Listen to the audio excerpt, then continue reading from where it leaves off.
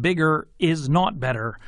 A new United Nations report on the right to food has found that contrary to conventional wisdom on fighting hunger in the world's poorest places, large-scale farming is not as efficient as smaller, more diversified, and ecologically friendly farms. The report finds that these smaller farms have the potential of doubling food production in the next 10 years in the places that need food the most.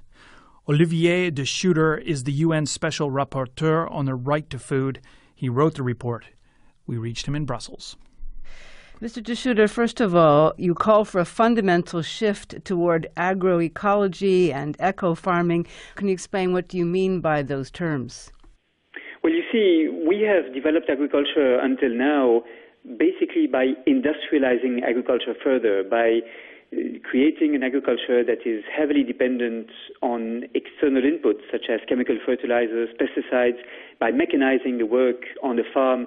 Instead, there are ways of developing agriculture that mimic nature instead of mimicking the industrial processes, using the waste produced on the farm as fertilizers for the soils, combining plants with trees and with animals in a much more cyclical approach to farming, which essentially tries to replicate the cycles of nature instead of developing agriculture in a way that is based on industrial processes. And that is essentially what agroecology means.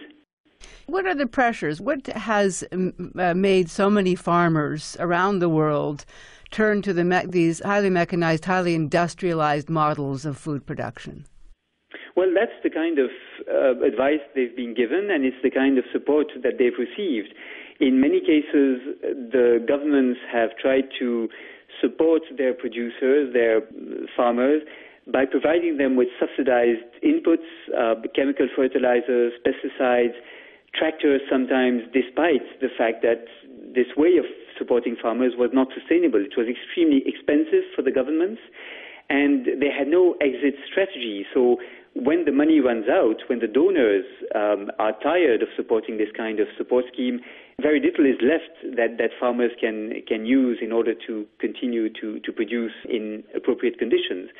And now we have to realize that agriculture is not sustainable if it continues to be as highly dependent on oil and gas as it is in OECD countries, and that there are simply other ways to make it productive. What kind of response have you had so far to your report? Well, the governments which have discussed the report in Geneva before the Human Rights Council, where the report was presented, were overwhelmingly supportive of the conclusions.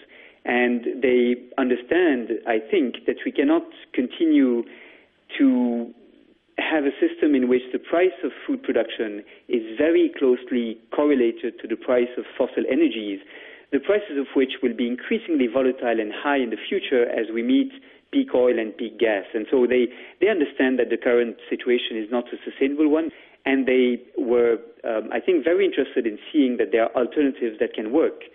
The question is, of course, whether concrete measures shall be adopted by these governments and whether we can basically get rid of this addiction to the kind of inputs that we've been using up to now in industrial farming. The addiction, has it not come from a tremendous amount of pressure, subsidization, marketing from giant agribusiness companies who have been selling these countries the chemicals you referred to for fertilizers, the equipment that depend on fossil fuels, and the patented seeds?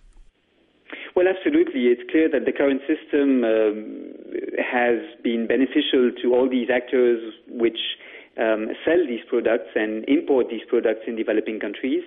And in fact, unfortunately, some donor countries may be tempted to support agricultural development in developing countries by at the same time supporting their own producers of inputs and their own exporters of agrochemicals. But there is nothing in this for agribusiness, what you're describing with this kind of small-scale farming and agroecology. There'd be very little profit for the multinational agribusiness companies.